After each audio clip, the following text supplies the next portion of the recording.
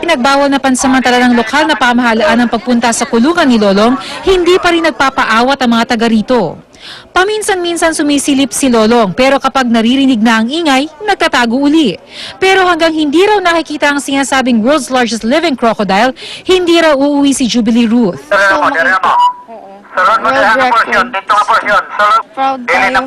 Nanawagan na ang People for the Ethical Treatment of Animals sa publiko na huwag puntahan si Lolong o alinmang zoo. Kalupitan daw na panoorin ng mga kawawang hayop habang nakakulong. Kayo ba wala ko ba kayo nakikitang masama? Wala namang masama sa akin lang.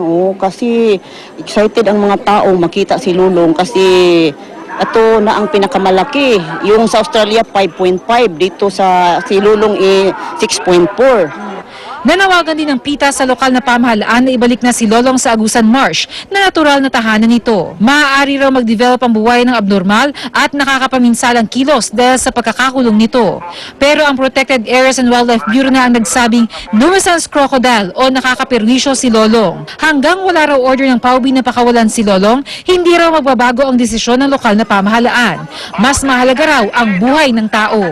Sana naman bisitahin nila yung area para naman makita nila yung sitwasyon. Hindi na demand kaagad sila napakawalan. Mabigyan nila yung 1,302 inhabitants o barangay Nueva Ecija ng allowance bawat araw, 500, para masustain yung pagkabuhayan nila. Pwede yun, ibalik natin si Lulong sa wild. Para sa unang balita, Bernadette Reyes reporting. Mga kapuso, maging mapanuri sa pamimili ng karne ng baboy. Kahapon po, 250 kilo ng botsa ang nasamsam sa tabing kalsada sa Divisoria sa Maynila. Ayon sa Manila Veterinary Inspection Board, ito na ang ikatlong beses ngayong buwan na may na-recover na double dead na karne sa lugar. Maputla, masangsang ang amoy at pira-piraso na ang karne. Hindi pa rin matukoy kung sino ang nag-iwan sa hot meat. Kaya panawagan po ng otoridad sa publiko makipagtulungan sa pinaigting na kampanya kontra botsa. Kaugnay po ng balitang yan, mausap natin si Dr. Hector Di Maculangan ng Manila Veterinary Inspection Board. Dr. Di Maculangan, good morning po. Magandang umaga po, Igan. Opo, natukoy na po ba? Opo, natukoy na po ba kung saan nanggaling itong mga botsang nakita sa Divisoria o iisa lang po ang pinanggagalingan ng mga botsang ito? Ayon po sa surveillance namin, at tagal na rin kami minaman-malam ito. Oo. Ito po, bali tatlo lang ang pinanggagalingan. Bulacan, Laguna, at saka Batangas. Pero yung nakahuli namin, naiwan lang siya doon sa Merines. Bali, pag gano'n kasi, pag parating na kami, yung mga magtitinda ng botsa, talagang umaalis sila. Natimbrihan na. Opo. Kumbaga iniwan nila. Opo. Okay, at saan ba dinadala itong mga botsang nakukumpiska ninyo? Dinadala po namin ito sa opisina namin para duman sa laboratorio para matukoy nga confirmation para masabing botsa ito. At ito po binabaunan namin meron po kaming pinaglalagay mga ship na pinagbabaunan ng karne. Okay. Pero bukod doon sa pinakapakitang kampanya ng ating lokal na pamahalaan, pati ng national na mga ahensya, mukhang malakas pa rin po ang loob nito magsubok na ipasok sa merkado sa Maynila itong mga botsa, Doktor. Opo nga Kasi marami po kasing tumatangkilik at saka masyado po mababa yung penalties. Ayun po. Oo.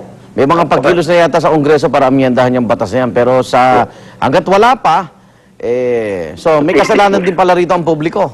Opo. Marami po kasing tumatangkilik sigura. At saka yung batas natin medyo wala gaano ngitin. Dok, anong payo niyo sa mga publiko? Ano ba talaga epekto nito sa kalusugan natin pag nakakain tayo ng botsa?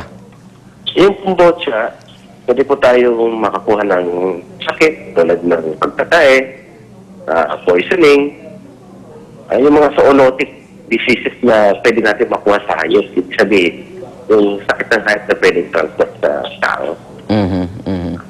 Saka, po, yung infection. Pag siyempre, mga baboy na kinain natin, may sakit, tapos may alaga rin tayo, halimbawa, sa mga baboy, ito po ay kakalat. Okay. Doc, maraming salamat po. Good morning. Opo, salamat po. Dr. Hector Di Maculangan ng Manila Veterinary Inspection Board.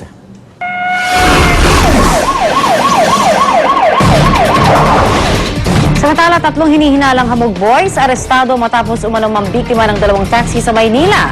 Nakatakas naman ang 3 pa nilang kasamahan. Narito ang exclusive report ni Dante Perelio. Sa lungsod ng Maynila, umatake na rin ang Hamog Boys o grupo ng mga kabataan na karamihan ay menor de edad na nagbubukas ng pinto ng mga sasakyan. Nabiktima ang 2 taxi driver na ito habang nakahinto sa isang traffic light sa Rojas Boulevard. Ganyan, bubuksan nila yung kabilang ganyan. Pagka nakabukas na yung isa, isasara mo, aabutin mo ganun. Bubuksan naman yung kabilang pinto sa driver, makukuha na yung pera mo. Katulad na nakita namin sa TV. Oo, nalilito kami.